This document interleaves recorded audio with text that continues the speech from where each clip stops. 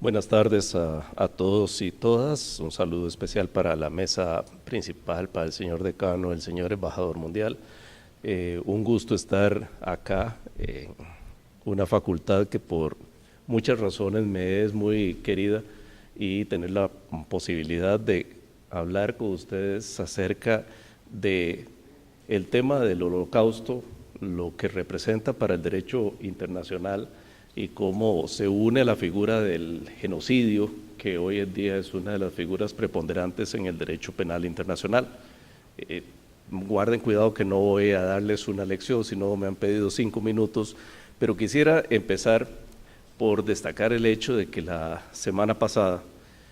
estaba por acá, por Costa Rica, un renombrado jurista internacional, quien también es el sobreviviente más joven de los campos de concentración, en particular de Auschwitz. Y él es Thomas Bergenthal, que estuvo en diferentes actos en la Corte Interamericana de Derechos Humanos, en el Colegio de Abogados y en otras instancias. El profesor Bergenthal vivió en carne propia la tragedia de la persecución en la Segunda Guerra Mundial. Tiene todavía tatuado en su cuerpo y seguramente en su alma el número con el cual lo identificaron en los campos de concentración. Se supone que una de las razones para que haya sobrevivido es porque el ejército ruso, a la hora de liberar esas zonas que estaban en poder de Alemania, también lo adoptó como mascota, y eso le permitió incluso ser el acompañante de los operadores de un tanque ruso por varias semanas. Creo que la vida de Tom Bergenthal es un homenaje a que, a pesar de todas esas terribles circunstancias, uno puede dedicar su vida, su carrera y sus esfuerzos al derecho, a los temas de derechos humanos y a buscar la universalidad y no segmentar los derechos de la humanidad. Y en ese sentido creo que abrir este acto trayendo a colación la historia de Thomas Bergenthal, después presidente de la Corte Interamericana de Derechos Humanos y miembro de la Corte Internacional de Justicia, nos demuestra que por muy terrible que pueda haber sido el Holocausto, que es uno de los momentos más espantosos en la historia de la humanidad, no solamente por la magnitud en el número de víctimas y en la crueldad con lo que las ejecuciones, las torturas y el exterminio se llevó a cabo, sino también porque encontró una justificación aparentemente racional en la superioridad de unos sobre otros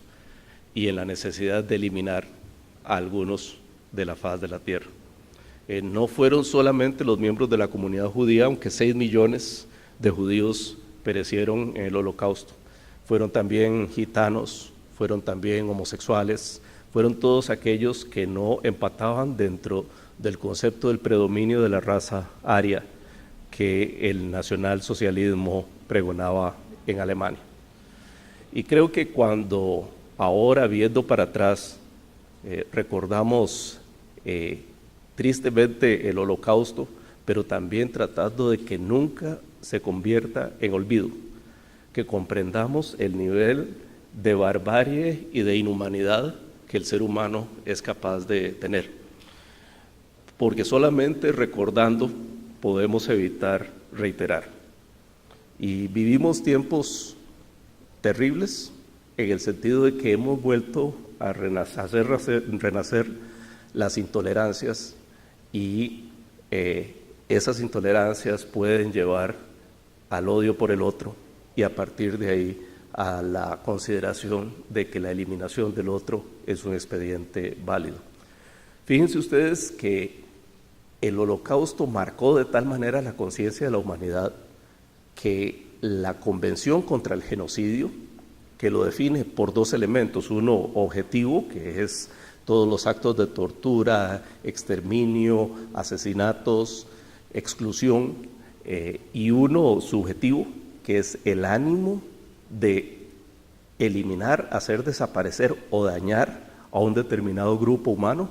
precede incluso a la Declaración Universal de Derechos Humanos. No tiene un contenido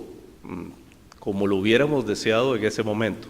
Pero vean ustedes si estaba fresca la memoria de lo que había ocurrido con el Holocausto, que la Convención contra el Genocidio es el primer instrumento internacional obligatorio en materia de derechos humanos de alcance universal. Y eso para que comprendamos la marca que había quedado en la conciencia general de la humanidad como resultado de estos atroces hechos en la Segunda Guerra Mundial. El crimen de genocidio quedó mucho a la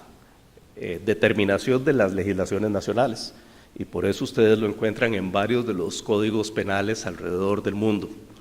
Pero a partir de la entrada en vigor del Estatuto de Roma, se convirtió también en una de las 4 categorías de crímenes por los cuales la Corte Penal Internacional tiene jurisdicción. Piensen ustedes que de 1948 a nuestros días, entonces la Convención contra el Genocidio, reacción contra el horror del Holocausto, se plasma en una de las figuras más notables de la jurisdicción penal internacional. Y lamentablemente el genocidio sigue ocurriendo alrededor del mundo. Si no es por cuestiones de nacionalidad, es por temas de religión, es por temas de conciencia o es por temas de grupo étnico. Y lo cierto del caso es que eso que en el pasado era visto como una consecuencia natural de los conflictos armados, hoy en día es calificado como un crimen de odio y una afrenta a la conciencia de la humanidad, al punto que hace parte de los crímenes que la Corte Penal Internacional puede juzgar. Quería hacer esa reflexión para que comprendamos que lo que hay detrás de la celebración del Holocausto, detrás de la conmemoración de los trágicos eventos de la Segunda Guerra Mundial, es que ese golpe a la conciencia no se disipe y que no empecemos a considerar que nunca se dio o que careció de importancia. Es una de las cicatrices en la historia de la humanidad que nunca podrán borrarse, y está en las generaciones jóvenes como las de ustedes impedir que el olvido caiga y que permita que en algún momento pueda ser justificable una conducta, una doctrina y una acción tan terrible, tan atroz como la del Holocausto. Muchas gracias.